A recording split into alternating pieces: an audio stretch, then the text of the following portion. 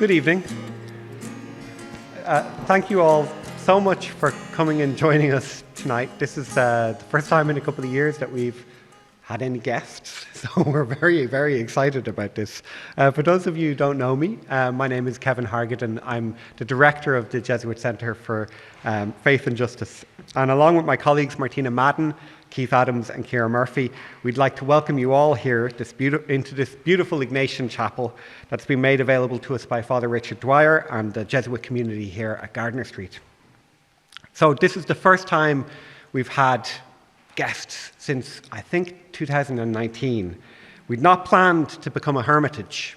At least some of the members of the team aren't introverts, but we are well aware that the pandemic has interrupted our ability to engage with the wider community.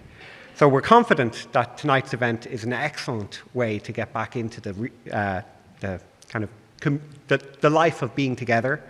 This is going to be a vibrant and thought-provoking presentation from Professor Rowlands. Before we invite Anna, I have to just introduce this idea, because it's the first time we've had what we hope will become the JCFJ annual lecture. We hope to establish this as an event in which theological reflection can be brought into conversation with issues of importance in Irish society. We're particularly guided in this work by 4 horizons that the Society of Jesus globally are consciously working towards. And they are showing the way to God, walking with the excluded, journeying with youth, and caring for our common home. When we first conceived of these lectures, one name instantly occurred to us as the ideal guest. Professor Anna Rowlands is the St. Hilda Professor of Catholic Social Thought and Practice at the Department of Theology and Religion and Centre for Catholic Studies at Durham University. She's also a co-investigator for the Refugee Co-Hosts Programme in the UK, while being the chair at the Centre for Catholic Social Thought and Practice, which is a national network which links together many of the agencies who are pursuing research and social action inspired by Catholic social teaching in the UK. Professor Rowlands is the author of numerous articles, the Catholic Social Teaching Guide for the Perplexed, introduction text, and is the co-editor of the recently published T&T Clark Reader in Political Theology.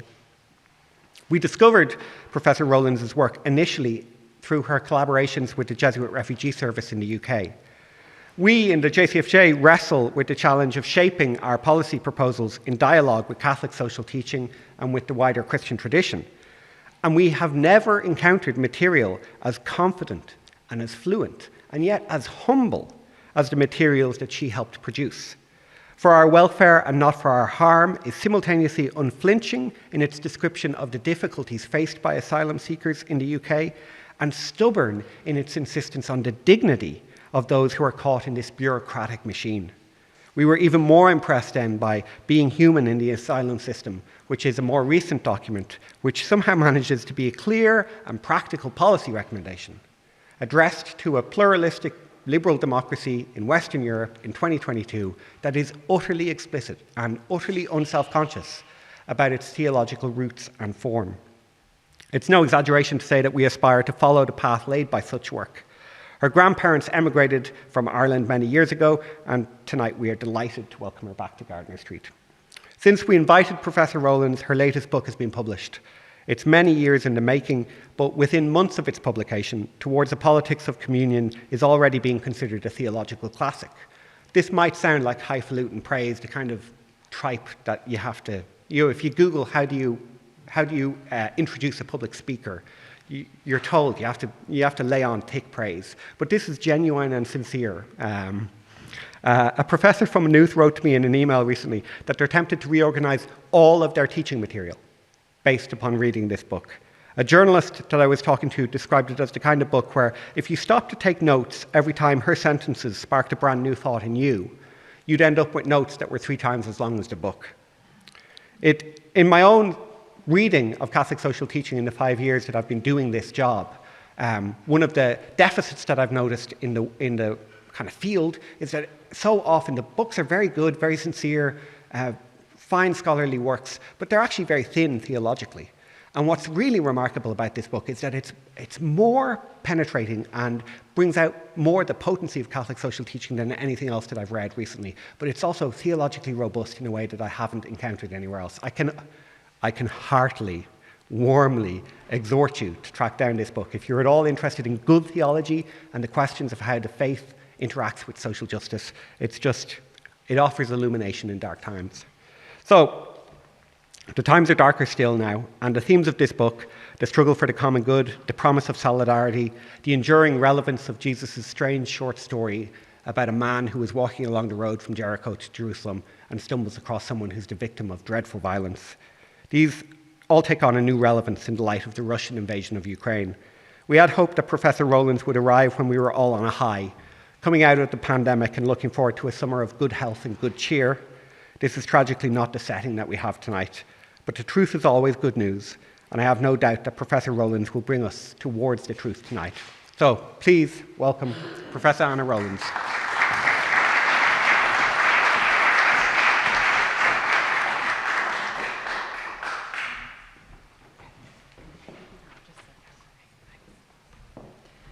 Thank you so much, Kevin, for a very, very overly generous welcome that I now cannot live up to.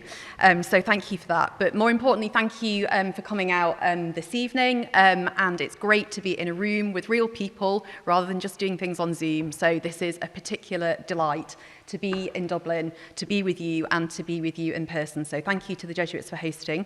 And I hope that this is a long-lived annual lecture series, of which this is, just the very, very beginning. So thank you. As Kevin mentioned, my grandparents on my paternal side are from Cavan and from Sligo, and on the other side from Kilkenny. So it's always really fantastic to have an excuse, and I find it quite emotional having that excuse to come back. My grandparents left Ireland, unable even to complete their, what would be in the UK, secondary education, and they went as what would be considered horribly low-skilled economic migrants. My grandparents were not low-skilled in any sense, but I had the chance to have the education in a formal sense that they didn't, and I learnt much from them in a wider sense of education. So it's fantastic for many reasons to be here this evening. Now, unusually, I'm going to start by reading a poem. And I'm going to read it in full. I wasn't going to read the poem in full. I was going to reference it briefly because it was to do with where I was going to start the lecture. And then when I went back to reread the whole of the poem myself, it just spoke to me about these times in a way that I hope you will therefore allow me the indulgence of reading the whole poem to you. The poem is called To Posterity, and it was written by Bertolt Brecht in 1939 at the outbreak of war. And it's about his struggle to think about how you can be just in the world without losing your humanity, even when justice is on your side in dark times. So, to posterity. Indeed, I live in the dark times. A guileless word is an absurdity. A smooth forehead betokens a hard heart. He who laughs has not yet heard the terrible tidings. Ah, what a time it is when to speak of trees is almost a crime, for it is a kind of silence about injustice. And he who walks calmly across the street, is he not out of reach of his friends in trouble? It is true, I earn my living, but believe me, it is only an accident. Nothing that I do entitles me to eat my fill. By chance, I was spared. If my luck leaves me, I am lost. They tell me eat and drink, be glad you have it. But how can I eat and drink when my food is snatched from the hungry and my glass of water belongs to the thirsty? Yet I eat and drink. I would gladly be wise. The old books tell us what wisdom is. Avoid the strife of the world. Live out your little time, fearing no one, using no violence, returning good for evil. Not fulfillment of desire, but forgetfulness passes for wisdom. I can do none of this. I live in the dark times. I came to the cities in a time of disorder when hunger ruled. I came among men in a time of uprising, and I revolted with them. So the time passed away, which on earth was given me. I ate my food between massacres. The shadow of murder lay upon my sleep. When I loved with indifference. I looked upon nature with impatience. So the time passed away, which on earth was given me. In my time, streets led to the quicksand. Speech betrayed me to the slaughterer. There was little I could do, but without me, the rulers would have been more secure. This was my hope. So the time passed away, which on earth was given me. You who shall emerge from the flood in which we are sinking, think, when you speak of our weaknesses, also of the dark time that brought them forth. For we went, changing our country more often than our shoes. In the class war, despairing when there was only injustice and no resistance. For we knew only too well, even the hatred of squalor makes the brow grow stern. Even anger against injustice makes the voice grow harsh. Alas, we who wished to lay the foundations of kindness could not ourselves be kind. But you, when at last it comes to pass that man can help his fellow man, do not judge us too harshly. In 1968, the social philosopher and sometime critic of Christianity, Hannah Arendt, published a book in homage to Brecht's poem. She titled her book Men in Dark Times, and each chapter is devoted to an individual she judged to have lived a life of substance, a life that in its humanity illuminated the darkness. Three things are striking about Arendt's book. The first is her claim that each generation lives through dark times, and the challenge is less to argue whose times are darkest than it is to find a way to name and to resist the darkness. Claiming our freedom to begin again in the mess of things and to do so with others, honouring human dignity and its plurality, lay at the heart of this resistance and this illumination for her. The second striking thing is Arendt's trenchant insistence that the thing that offers most genuine illumination is not concepts or cleverness, the perfect analysis that nails it, although much of Arendt's work was precisely about the conditions for thinking well, but rather lives that are able to take into themselves the very condition of the world, and in all their flickering uncertainty, to walk a pathway through the darkness that draws others into its light. These wayfarers are for her the deepest bearers of hope in the darkness. The third striking thing about the book is her unlikely decision to dedicate a chapter of the book to Pope John XXIII. Unlikely because Arendt was no fan of the papacy nor of Catholic social thought. Yet in John XXIII, she found a man with a capacity to attend to the world and its wounds deeply, to humanize. She titles the chapter wryly, Angelo Giuseppe Roncalli, a Christian on the chair of St. Peter. I am drawn towards these three elements of Arendt's book in turn for three reasons of my own. Firstly, because of Arendt's stubborn insistence that in dark times, as she says, we have a right, this is her language, we have a right to demand illumination. Frankly, that just resonates. Secondly, because I think Arendt is right, that what brings us hope is the witness of living well, which of course, in case it needs to be said, does not mean living perfectly, innocently, or blamelessly. Arendt cautions skepticism of those who present themselves to us as, quote, representatives of an era, or to quote her again, mouthpieces of the zeitgeist. And instead, she suggests that we gain more hope, more sanity, more courage from the lives of those who allow themselves to be troubled by their times and to find ways to make the times their own, struggling towards solidarity in whatever small way they can. Arendt thought that what remains truly challenging for us is to look at the world as it really is and to find ways to love it. She thinks, incidentally, that we spend lots of time de-realizing the world, finding ways to make it less real. Thirdly, I'm interested in the way that Arendt was drawn to some of the great figures of the Christian tradition, chiefly St. Augustine, but also issued warnings to Christians about the failures and limitations of our tradition, the conceptual failings and the historical institutional ones. In this vein, Arendt argued that the draw of the Christian tradition towards ideas of the common good was at one level noble and at the same time often either naive or downright dangerous. It was naive when it simply proposed to the world a logic of love or self-sacrifice, extended from the household to the church to the world. It was dangerous when it turned notions of the common good into narrow theories of race, ethnicity, natural order, and power used for dark causes. In the messy and frankly terrifying world we currently live in, both are sobering challenges and helpful prompts, I think, to the church in its response to produce a Christian vision fit for this generation.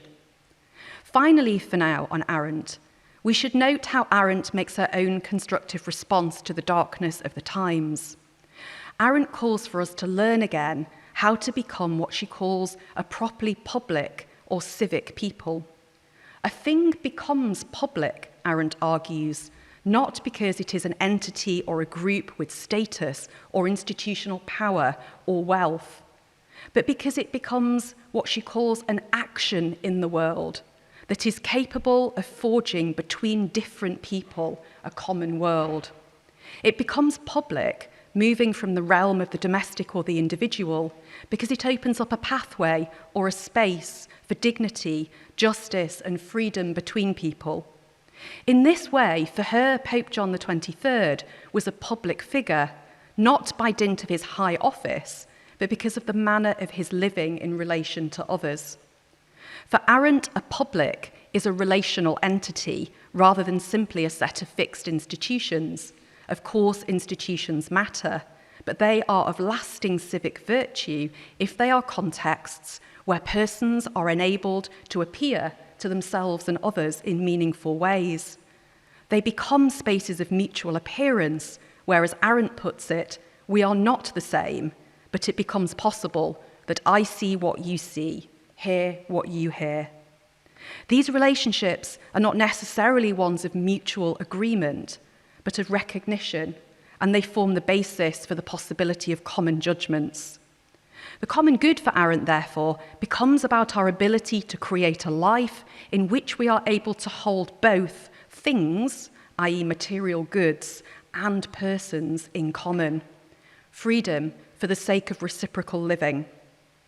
In my time this evening, I want to suggest a responsible Christian reply to Arendt, one that takes seriously her vision of a public life that enables freedom through the pursuit of justice and dignity, one focused on the question of lives lived well, one that refuses a culture of invisibility, and one that thinks of the public square less as fixed institutions, important as they are, and more as spaces in which we are able to show up to one another, to be seen and to be heard, with regards to both our common needs as human beings and our common loves and desires. But I will speak from within the CST tradition to push back a little against Hannah Arendt, to suggest a response for what makes loving the world a vocation for the Christian, albeit not an easy one, and why, despite Arendt's rejection of the language of communion as the basis for public reciprocal living, I think we desperately need this language, and it is core to the Catholic social teaching tradition.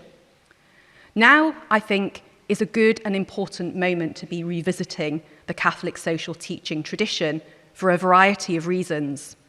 Firstly, the basic principles of the Catholic social teaching tradition have been notably resurgent in global politics for at least a decade, evident in appeals in different contexts to notions of human dignity, the common good, care for creation, a fairer distribution of wealth and material goods, a need for the dispersal of power, and of greater solidarity.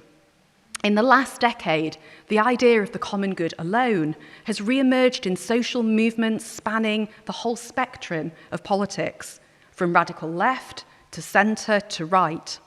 For green movements, it's been a way to think about a common life and a common habitation on an imperiled earth.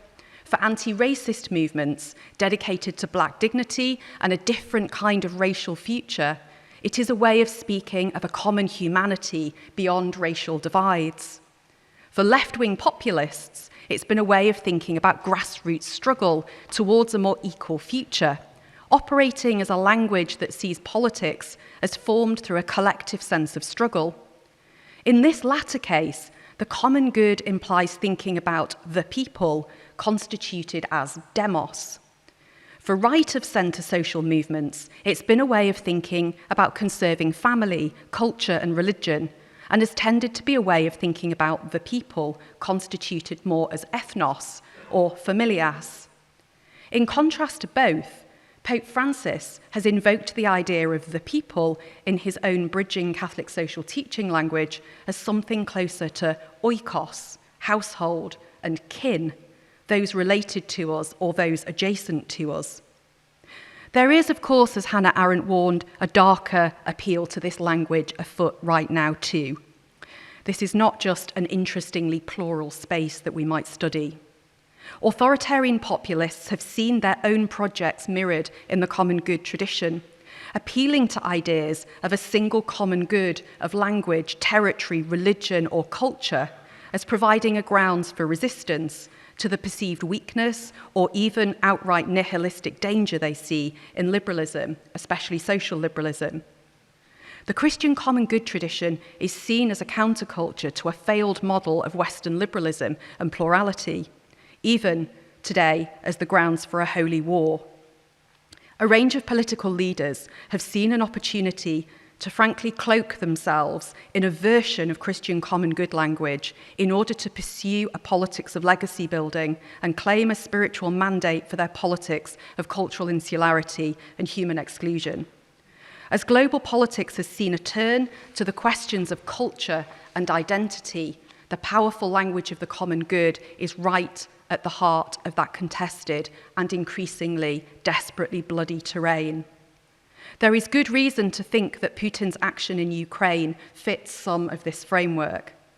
Putin purports to believe he has a divine mandate for a politics of ethnic identity and legacy. Backed by the Patriarch of Moscow, the project is the construction of a single combined Russian people across the terrain of Ukraine, Belarus, and Russia, marked by a single spiritual destiny and committed to order, hierarchy, and a centralized military and spiritual and political autocracy. A crucial part of the task of this single united holy people of the Rus is to hold back Western liberalism and chart a model of fused state-church power. Whether held genuinely or not, Putin's project and legitimation is distinctly and overtly political, theological, and it needs to be understood, tackled, and rejected on these same grounds. We know well that such a contested Christian tradition, even at its extreme ends, is not new. Historian James Chappell notes the important difference between two traditions of Catholic social thought running through the 20th century. He labels the first fraternal and the second paternal. The fraternal model advocates for a largely egalitarian, localized, plural, relational model of Catholic social teaching.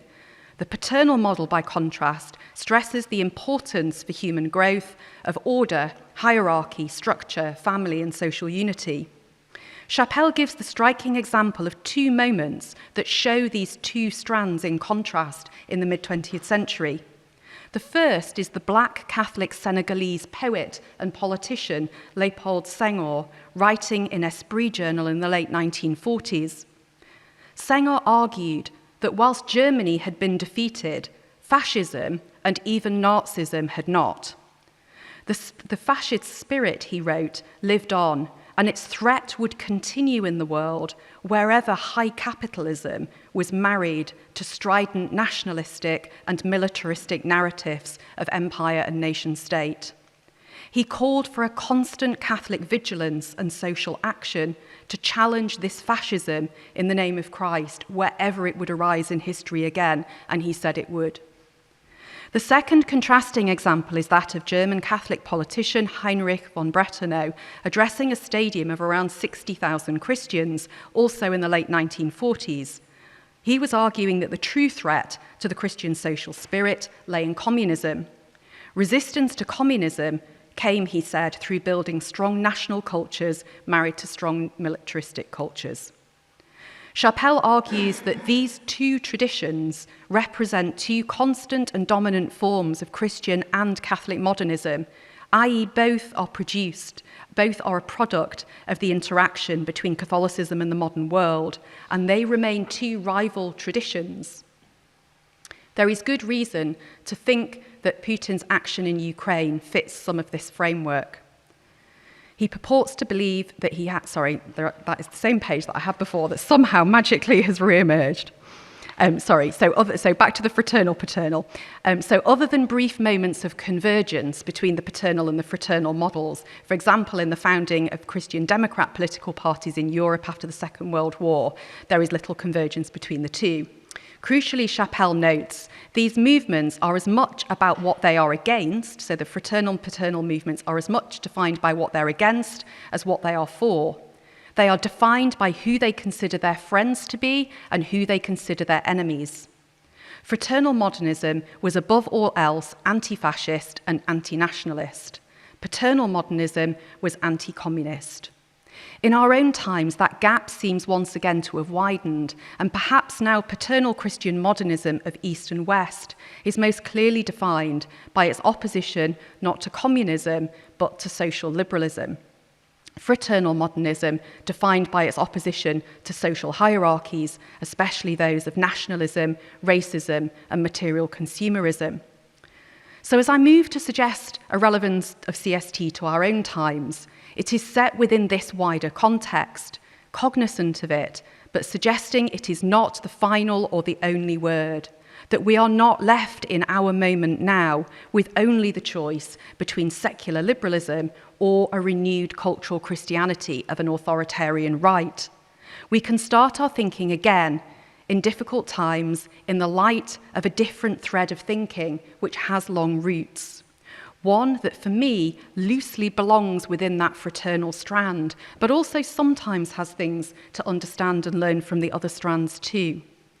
It's a tradition that resists social domination of every kind and focuses on a Christian vocation to form participatory and genuinely co-creative social bodies, guided by a vision of human dignity, the just distribution of the earth's goods and the common good.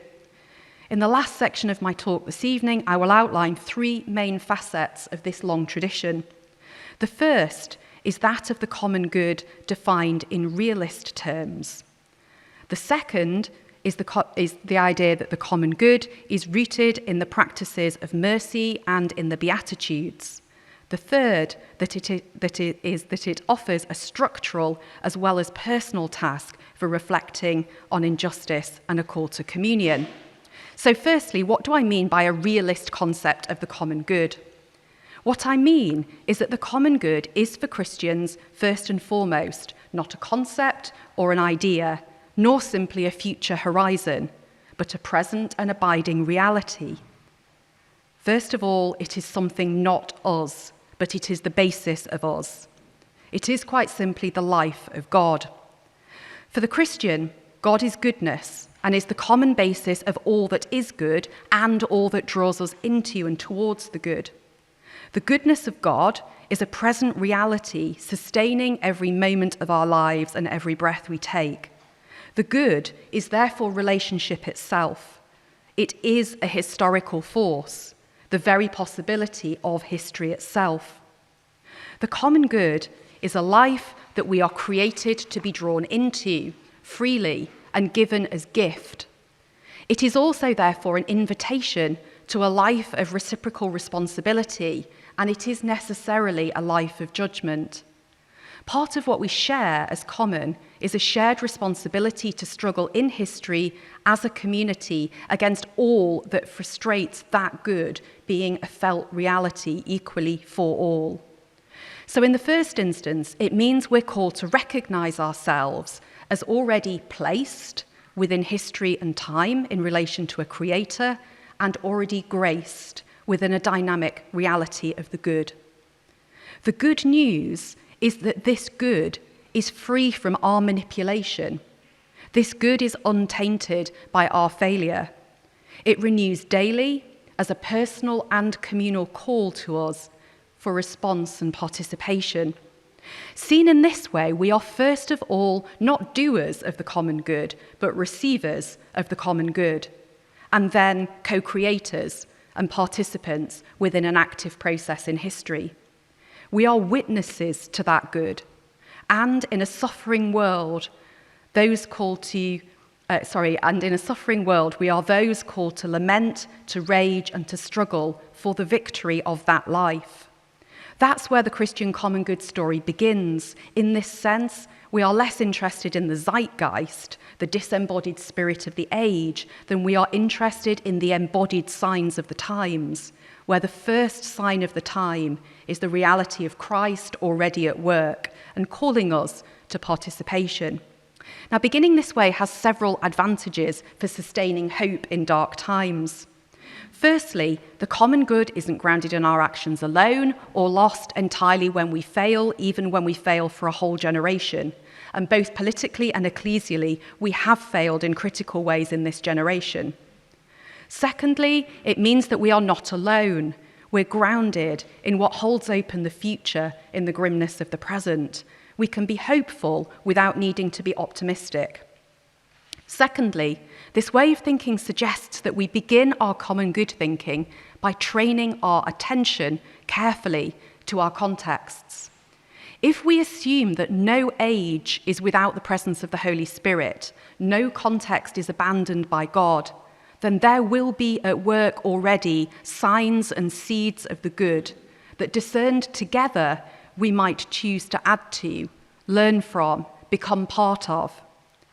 If the Spirit works to reconcile all things towards their end in God, and works with where there is openness to the call towards the good, then we should not so much expect one systematic manifestation of the common good or pathway to it, but more likely we should expect to see many eruptions and expressions of the good, almost perhaps anarchically, for those with eyes to see and ears to hear. If the last point attunes us to the positive presence of the Spirit in our context, the next is the same point, but made in negative relief. Our task is not just to discern where goodness seems to be at work around us, but also to work out where it seems most deprived of presence, most frustrated, where we can see the common good is not, as it were. Our Christian task is to place ourselves along the fault lines of society, where we see that social conditions most need to be transformed, where the good seems least present as a reality, a felt reality in people's lives. Given the rise in poverty, insecure housing, insecure immigration status, incarceration, mental health challenges, social isolation and loneliness, this is a multifaceted task. As Pope Francis has made clear, the periphery of our communities takes many forms. The second hallmark of this long tradition of common good thought takes us back, however, into the world of the early centuries of the Church's life. The common good is not, by origin, a Christian idea. It was an idea alive and well in the classical world. It's used in Greek and Roman thought. When early Christian thinkers continued to use this language of the classical world, they Christianized it, but they didn't give it a quick Christian gloss. Rather, they reshaped it deeply around the teachings and the life of Jesus. Scriptural references can be found in the writings of St. Paul. The common good is found in the whole life of the community of the church for Paul, with each part of the body working according to its gifts and skills, its calling, its charism. They are also found in the writings of the early church fathers. Fascinatingly, if you're a slightly dull theologian, the church fathers made a strong appeal to Matthew 25 as the common good text. If you're a Christian and you want to pursue the true good of all and build society towards its true and lasting ends, then the scriptures are pretty helpful and very concrete. Matthew 25 teaches us that we build the life of the common good through basic bodily practices of care for those who you share space with, who you encounter in your life. It means quite straightforwardly feeding the hungry, clothing the naked, visiting the prisoner, comforting the sufferer and mourner, hosting the stranger, and so forth. The best citizens are those who know how to mourn, how to weep, how to rejoice, and to do so for themselves and in accompaniment of others. These have been key themes in Pope Francis's social teaching, read in personal and institutional terms. Equally emphasised in the early church documents is a duty to ensure that the goods of the earth are distributed to all justly. As Psalm 24 has it, the earth is the Lord's and all that is in it. We do not possess the goods of creation. We are sharers in its goodness, with that benefit intended for all. This is a helpful dimension of Christian common good thinking because it stresses a basic material reality that we all face common needs for shelter, for food, for peace, for care, and so forth. It also stresses that our relationship to creation is fundamentally non-possessive. Our needs are equal and our rights to benefit from a creation we do not possess but receive as gift is equal. The early church fathers talk about the wealth of the world as intended to run through a community like freshly flowing water in a river, not to gather in corners like a stagnant pond. What is interesting about this common good teaching of the early church is that it is utterly practical, sees our human needs as spiritual and moral and material and integrally so. Such teaching sees no contradiction between basic Christian living and what's truly good for a society. This, of course, includes prayer. Prayer as a common good practice is, as Simone Weil in the 20th century would make clear, part of our training in how we learn to pay attention to the world, not a distraction from it, how we train our focus on our contexts, and it's part of how the church remains in unity, a key part of the common good being challengingly an undivided church. All of these practices of prayer and care are how we come to place ourselves in the world, to find ways to love the world as it really is, not by our own power, but through the capacity to enter into a terrifying or banal reality and find there the signs and presence of Christ ahead of us, and thus, in being deeply placed, to put our roots down into the deep channels of grace. In doing so, we gradually learn, in a constantly cacophonous and distracted world, what deserves our attention and what definitely does not. In theory, there is no contradiction between these multiple Christian common good practices and the needs of community. But in practice, living out a Matthew 25 and Beatitudes-shaped vision has endlessly set every generation of Christians on a conflict course with state authorities. In our own context, the question of care for prisoners and those subject to coercive state power, our duty to strangers, care of the socially and physically vulnerable and ageing, and hunger are exactly on our Western public policy front lines. Christian common good thinking, shaped around our commitment to Matthew 25, spotlights these. The long tradition, then, doesn't just, although it does, concern personal practices. It is also about building civic virtue. It's a tradition that attempts to train our gaze on the social whole, the life and health of the social body. That's what Augustine's City of God does too. In turn, the birth of the modern social encyclical tradition was as much about opposing particular philosophies of human nature and social value as it was about proposing principles and practices.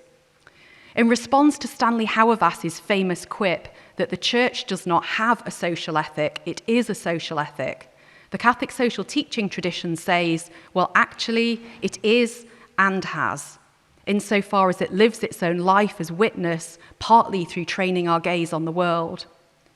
Despite wider and well-documented failures of the church, Catholic social teaching refuses to baptize liberalism. Its doctrine of the individual sits ill at ease with the scriptural tradition. It refuses to grant fascism its forcibly claimed turf. Its politics of domination and absolute thinking has to be resisted.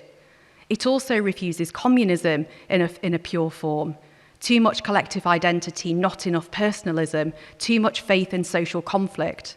And in Pope Francis's time, it has refused closed forms of populism too. Insular cultures built on friend-enemy distinctions that exclude and isolate. And such cultures, Pope Francis says, tend towards narcissism.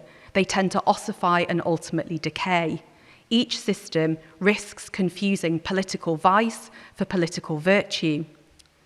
This has left Catholic social teaching, however, I think, with a tricky legacy in other areas, because it has failed to deal with its own gaps and its own lacunae around assumptions about hierarchies of human nature and social organisation. Gender, race and sexuality being areas CST badly needs to think about again. It lacks a critical self-reflexivity and sometimes a humility about where and who we should be learning from that leaves it potentially unbalanced in achieving its own laudable goals, in achieving and living out its own task and calling. What we ask of society as church and its institutions, we must also be committed to doing within our own institutional structures. And I want to conclude with a small postscript on the common good and reciprocal living. The Canadian Catholic philosopher Charles Taylor wrote this about the vision of reciprocal living, life in communion, that I think the rest of Catholic social teaching embodies. This is to quote him. Communion has to integrate persons in their true identities as bodily beings who establish their identities in their histories, in which contingency has a place. In this way, the central concept which makes sense of the whole is communion or love, defining both the nature of God and our relations to God. This idea that just living involves an openness to contingency and interruption in the face of reality has been a critical theme for Pope Francis's own brand of contemplative realism. We do not live by reason, analytical analysis, or strategy alone, but by a faith that embraces reason within a wider landscape of the unplanned and unreasonable realities of human living. As the Sermon on the Mount makes clear, even when it does not seem reasonable, we are called to be fools for the gospel in making a personal commitment to be peacemakers, mourners, comforters, defenders of the downtrodden. In Fratelli Tutti, Pope Francis makes the heart of his encyclical an interpretation of the Good Samaritan in the tradition of Martin Luther King Jr. and Ivan Illich, emphasizing a capacity to be so moved by the world that we're willing to be displaced from our strategies and plans by the fact or the event that confronts us as an urgent reality. In response to the spiritually anxious question that starts the Good Samaritan passage, who is my neighbour? i.e., am I really responsible for others? Jesus answers us beyond anxiety and fear. Your neighbour is all who you encounter, who you have opportunity to become neighbour to. This means that there is no fixed limit, no closed circle, no final border or boundary to a community. Sometimes mere events dictate who we shall become neighbour to in ways we could never have expected or predict. In this way, the Church is called to be the extension of the enfleshment of Christ in the world without end. As Charles Taylor hints, the best of Catholic social teaching calls us back to a politics of hope that begins in place and time, in contingent events, and our capacity to respond to a grace already at work, however faintly or mysteriously. If this sounds a bit mushy and sentimental, it's worth remembering that in fact much of our modern way of living over several hundred years pulls us up from rootedness in time and place, from landscape and contingency. As Willie James Jennings, the Black Baptist theologian, argues, we've been encouraged in a logic of flying solo, above land, time, flesh, place, detached. The logic of Pope Francis's Good Samaritan is one of attachment and graced interruption, of communion formed in reciprocal living. To return to where we began, Hannah Arendt wrote in Men in Dark Times, even in the darkest of times, we have the right to expect some illumination, and that illumination may come less from theories and concepts than from the uncertain, flickering, and often weak light that some men and women in their lives and works will kindle under almost all circumstances and shed over the time span that on earth was given them. Pope Francis has talked about being brave enough to name the fact that striving for this vision of a properly reciprocal, time and place-based vision of the common good will mean being willing to face suffering. This is partly because it means to confront the history of force and deeply embedded forms of social violence. Simone Weil, writing in the mid-20th century, touches on the same challenging theme. She argues that only those who can look the history of force and violence in the face and know how not to respect it can speak of the love and justice of the gospel. Only then do we really get to the deepest places of human freedom. Alas, we who wished to lay the foundations of kindness could not ourselves be kind, wrote Brecht. For us, Christ is our kind, and in his image and imitation, we find our own kindness.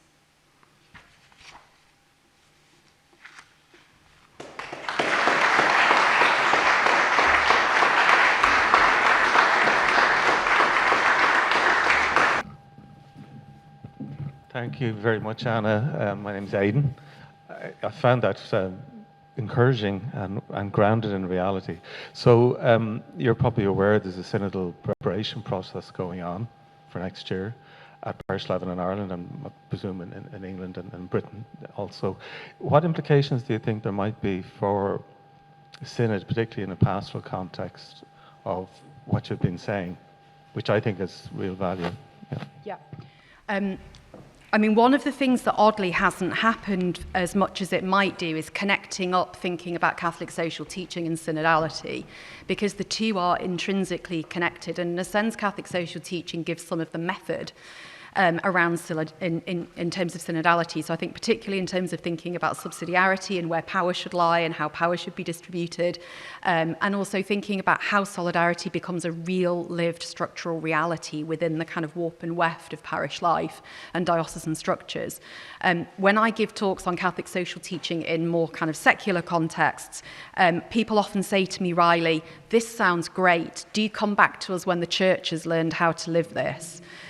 So there is a kind of structural governance side to thinking about the kind of organised living of parochial and diocesan life in the light of the vision of the principles themselves. So that's one side of it. But the other side of the question, I think, more is about how the synod is an invitation to attending to what is real, to attending to, they would say, to gravity and grace, to the reality of the things that are most difficult and most burdensome to us, that we struggle with most, and that bear us down. And that's both as persons living in this generation, in this world, being placed as we are in this time, but also institutionally, the things that are difficult burdens for the church. And Pope Francis has been clear that he wants the synod to be an opportunity to talk about difficult things that we do not easily find consensus on, and that we need a space to wrestle with. And his writing, particularly in Let Us Dream, his sort of pandemic book with Austin Ivory, I think is hugely helpful in making clear that he believes that sitting with difficult things enables us to work out the difference between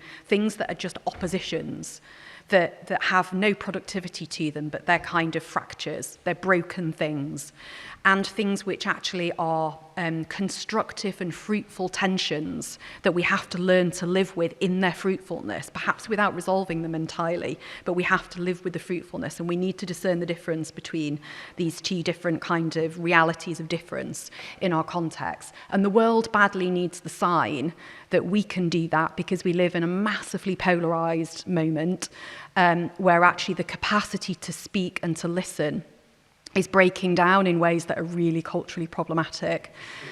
And it's a skill we need to cultivate, and synodality gives us the opportunity to be cultivating that skill in a practiced, prayerful way. And through doing that, I think all sorts of things, we will develop a language, if we do it genuinely, we will develop a language for talking about realities that we live with, that we don't yet have good speech for. So, yeah.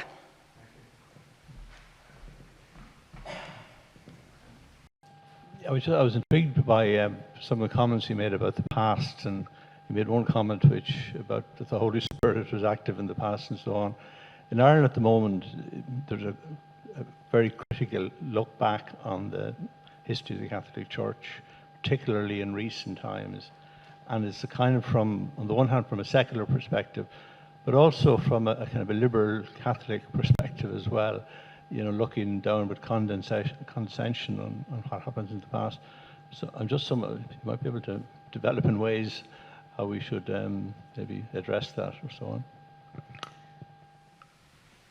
So again, I mean, this is one of the reasons why I find reading people like Simone Weil. She's controversial for other reasons, and there are reasons why other people would have problems with her, and even I have some problems with some things she says, just to make that clear. But one of the reasons why I find her so helpful to read is her focus on the way in which institutions and collective bodies develop their own history of violence, and how difficult it is to attend well to that the history of violence in institutions, even institutions committed to great goods over time, and that cannot ever be evaded. So there has to be a reckoning with the way in which there is a history of force, and it comes to constitute our memory, even if we don't speak of it, if we attempt to suppress it, it comes to constitute part of the memory anyway, but in damaging ways.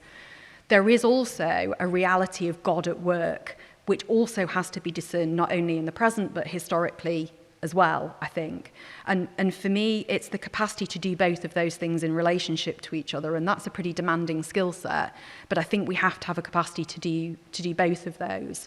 And I, you know, I'm a Catholic in my 40s. You know, the priest who baptized me turned out to be a paedophile priest.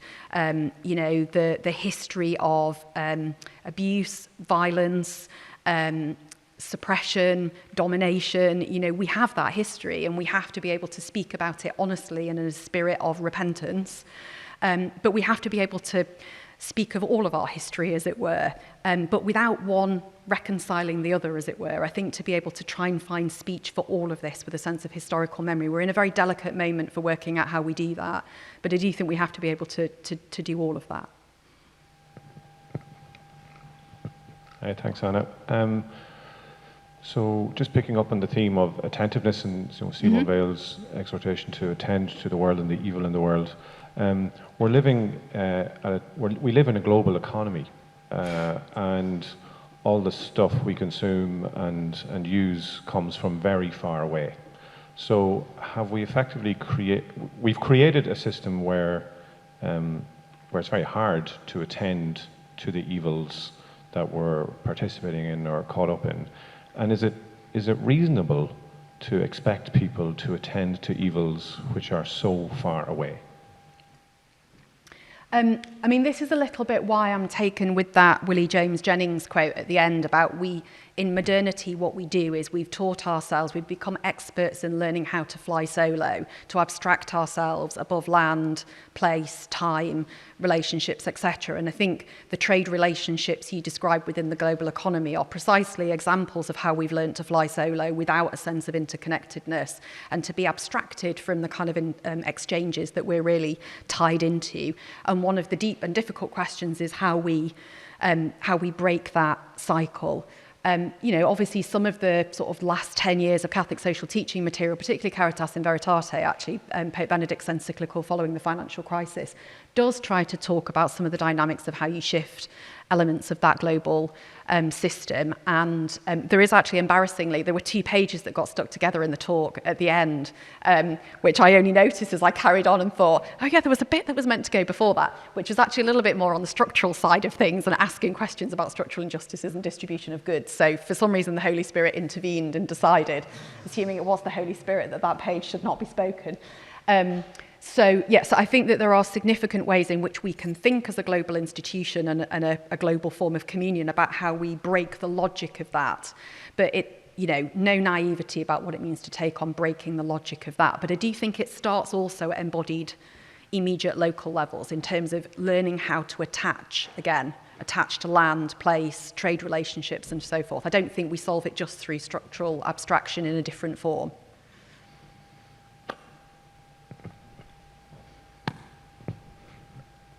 Thank you very much for your talk. It was absolutely wonderful. Exactly what Kevin promised. One of the things I wanted to ask about was about the power of the market in family life, and a story came back to me a short while ago about a friend of mine. He was hiring a solicitor. He was working outside Dublin, and somebody from one of the bigger firms in Dublin applied for the job, which was down the country. And one of the advantages of not working in the big firms in the city is that the hours aren't the same. They're not expected to be the same. So there was a crisis in the firm in which this person worked. One of the senior people was unwell, so the person was asked to stay on for another few months. And then the senior person returned to work and said, you know, you're doing the right thing, because I was never at home when my children went to bed. So in terms of the common good and simple human happiness, what can the church say to this? Because it seems to me it's kind of silent on it. You know, people may be very wealthy and they may desire the best for their children, but they're missing out on a lot. Yeah, I mean, I think we're in a generation anyway where there's a huge focus in society on rethinking intergenerational relationships, family and gendered responsibilities. And if anything, the pandemic has set us back in that, because there's been quite a lot of evidence about how gendered the dynamics around childcare, etc., have been in the light of the pandemic and work. So that actually hasn't helped us very much. I think it's a tricky subject for the church to speak on with any kind of authority, if I'm honest, for a variety of reasons. That's not an easy space. And actually, I suspect that this is where, as Pope Francis says, he wants a responsibility taking, that if we don't want a clerical church and we don't want some of the institutional power structures of the past, we need to take responsibility for having those conversations as families in communal contexts where it's possible to share our experiences, you know, in real communities of sharing and reflection. And, you know, what's interesting about the sort of common good language in the scriptures describing the life of the early church, it is about small-scale face-to-face communities who are able to share their burdens and their joys and have a quality of life where they can reflect together on those shifts and those changes. I mean, you know, I'm slightly worried about, I'm no fan of a capitalist market structure in terms of what it does to how we relate to what we produce and how we have relationships of care. But, you know, my grandparents, when they came over from Ireland to England, worked every hour under the sun, both my grandmother and my grandfather. And that was not in kind of, you know, family law firms, but was at a very different level of the economy. And they had come from families who'd also laboured very hard on the land before they ended up in the kind of jobs they did as migrants. So I think there's a danger that we imagine this is radically different in a new generation, and I don't think it's radically different. I think it's differently problematic. But I would encourage us to think about sort of, I suppose, more Acts of the Apostles models of how we live together in community and share our burdens and our joys, and find ways to build community that counteracts some of those effects and provides reflective spaces for people to think about the genuine goods that they wish to pursue in their lives. Yeah. Yes, I agree. It strikes me, one of the difficulties is finding spaces for those conversations, you know.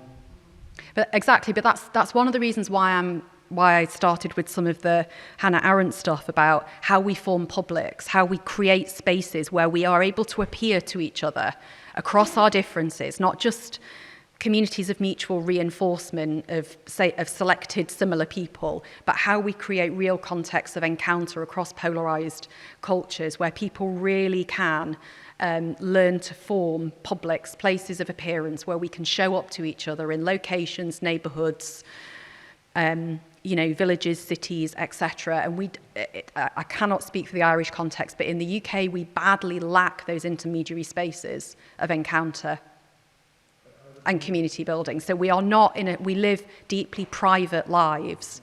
And the privacy of those lives is not a true privacy. It's not a proper sense of privacy, I think. And we lack the necessary ways of being public together in real communities. Very quickly.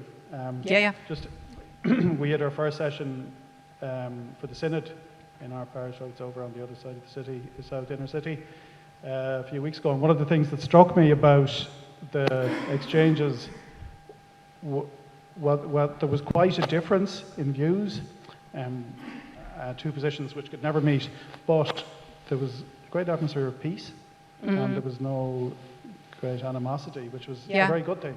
Yeah. I just hope it's prayer working, perhaps. Yeah, absolutely. Thank you.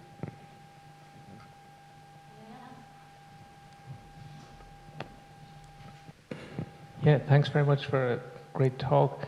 You said there that the areas not covered well by Catholic social teaching was gender, race, and sexuality, and it was good to hear that honesty there, and there are very considerable blind spots in that body, wonderful body of teaching that you pointed out to us. Where are the signs that those deficits might get addressed? Like, the current Pope himself still uses mankind, Well, some of the hopeful contexts are the ones outside of the centralised Vatican structures that will come as no surprise. So there are fantastic theologians and practitioners and activists producing Catholic social teaching from grassroots initiatives. And they're doing that out of, particularly in the US, Black Catholic experience. There's absolutely fantastic Catholic social teaching emerging at the interface of sort of Black social activism in the US, from particularly communities around migrant initiatives in the US as well. So around the Mexico-US border, there's just really inspirational reflection that develops Catholic social teaching coming out of those contexts. And I think that there is a determination to really think again about actually not just women, but also the other group that are kind of missing as slightly sentimentalised in CST is children, and thinking about the child. And I've just come back from an event in Rome about 2 weeks ago, thinking for the first time really, and Ethna Regan, who many of you will know here, has written on Catholic social teaching and the child as a kind of missing aspect. But in Rome, they're trying to connect up the question of safeguarding of children with the question of the absence of children in Catholic social teaching as kind of subjects and agents of CST. And I think that's really encouraging work. Myself and a colleague have just, this is on a very small scale, have just edited a women-only edition of women scholars globally, so trying to look to global diversity as well, so Global South voices, Asian voices, etc., on Fratelli Tutti, interpreting the kind of signs of our times in the light of that document, but women reading. And women are absent as proper subjects, as proper authors, as proper contributors to. So at every level, there has to be sort of systematic change. Encouragingly, this last weekend, and to the surprise of the media, who were not forewarned, so lost their weekend, Pope Francis issued a new document which looks at the structure of Vatican bodies and their governance. And lay people now can have the top governance roles within Vatican departments. That's a major structural shift. But with that structural shift needs to come a kind of new collaboration, a genuine structural collaboration that means that people are not talked about in better ways, but they're actually the authors of, the decision makers, the true participants in. That's why I'm talking about a sort of co-created social body, not just within the sort of political sphere, but actually within the life of the church itself. So there are pockets of things happening, but race, children, women, thinking again about other forms of diversity, Good evening. I really liked your talk, but it was a little bit fast for me to grasp everything. I put down a few notes, but I'm imagining that most of that is in your book that just came out. A reasonable about. The terrible thing about writing a book like that is that you have to write things quickly because you've got to cover so much ground. So actually some of what I did this evening was stop and do a little bit of the kind of wider groundwork in little bits that I only allude to in the book and didn't quite have time to. So some of it in the book has much more detail on things I only touched on, but there are some things in the talk that are not in the book as well. Catholic social Towards the Politics of... Good if you know the title of your own book. Towards the Politics of Communion, Catholic Social Teaching in Dark Times. It is, yeah. Anyway, we'll get it. But in the last while, the last 2 years of COVID and all that, we've been meeting a lot, discussing a lot of the books on the encyclicals of Pope Francis, Fratelli Tutti and Laudato Si. And all this discussion has been on Zoom. Yeah. So we really found a way, and we created a fraternity and I don't know what it is, kind of a parish across the waves, or whatever you want to call it. Yeah. And I think we could continue to do that, and maybe even try your book on it. Well, that would be a brave option, but yeah, no, definitely. And I mean, there are ways in which, I was saying at the beginning, it's nice to be in a room with people, but actually, I've been able to be part of conversations globally without getting on a plane. By having Zoom, I've managed to engage in opportunities that just would otherwise for connection with other people that would not have been there. So I think, in all seriousness, there are massive opportunities for connection and ways of creating some of those reflective spaces that we don't necessarily have well elsewhere. So I think they're great vehicles for doing that. Also, this thing of the synod. Yeah. We wouldn't have come together if the Pope hadn't asked us to do the synod assemblies at least twice during Lent. And the synod these assemblies are not a discussion on something, on a problem. We're together to practice being synodal. Yeah. So it's not just a flash in the pan. It's supposed to be continuing from now on. That's the point, All our meetings and all our discussions and our assemblies are supposed to be on that model. Yeah. And here in Ireland, we're going to have a synod for the whole of Ireland in the next 4 years. So we have time. We have 4 years of practice of synodal way of meeting. Yeah. So we really have the opportunity of doing and getting together and of discussing things at that level of authority and whatever you want to call it. Yeah, no, I think that's exactly right. And exactly right that this is meant to be an invitation back into a practice of being church. It's not a method to solve a problem. It's an invitation to learn to practice again a particular way of being church and to develop that in a new era and context. So I think that's exactly right. The challenge will be, I think, and I say this as the mother of a 21-year-old raised as a Catholic who no longer goes to church for all the usual predictable reasons, to make sure that the synodal conversations and way of being church are genuinely as participatory as possible. And, Pope Francis has been absolutely clear in making that as a kind of request. And one of the things that parishes like my own are having to relearn is how to really engage with those beyond the attendees in the pew, as it were, and really to think about being community and drawing people in. And that requires some real imagination, and it requires rebuilding relationships of trust where they're very broken. And that's not easy, but it's absolutely necessary. It's like the journey is just as important as the destination. Yeah, absolutely. Yeah, because again, it's not an instrumental process. It's a good in itself. Yeah. I like your insistence on be rooted on reality. Yeah. Can you expand? You make a distinction. Optimism is not the same thing as hope. Can you expand that intuition with your insistence on concrete reality? Yeah. Well, I'm a firm believer that there's nothing in theology that, or the scriptures that means that we should be optimistic, but it's a Christian duty to be hopeful, because the hope is not rooted in ourselves alone. And there are always ways in which history is opened up to us. Yeah, my thorough belief is that that's an entirely scriptural motif, that hope and not optimism is what we're called to deal with.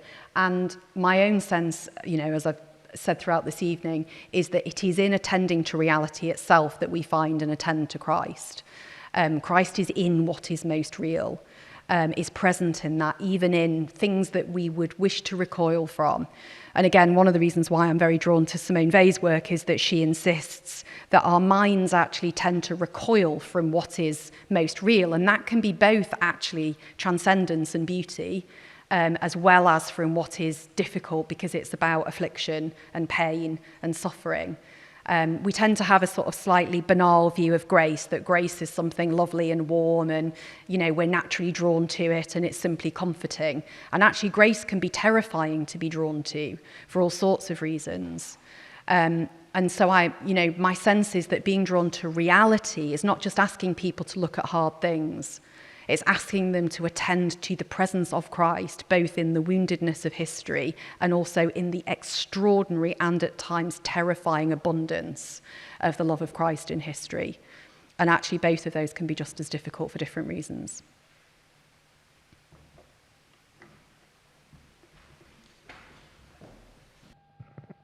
Thanks so much, Anna, for the talk. I was wondering, just taking a line from it, what do you think are some of the things in the world we don't need to pay attention to, or don't need to be attentive to, or things that we think we do need to be attentive to, but we're learning?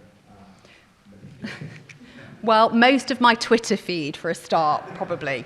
There are all, joking aside, there are all sorts of things in my daily life, if I'm being just totally honest in myself, that I pay attention to that do not particularly deserve my attention, and there are things that do. So even just in a very domestic sense, I live a very distracted life.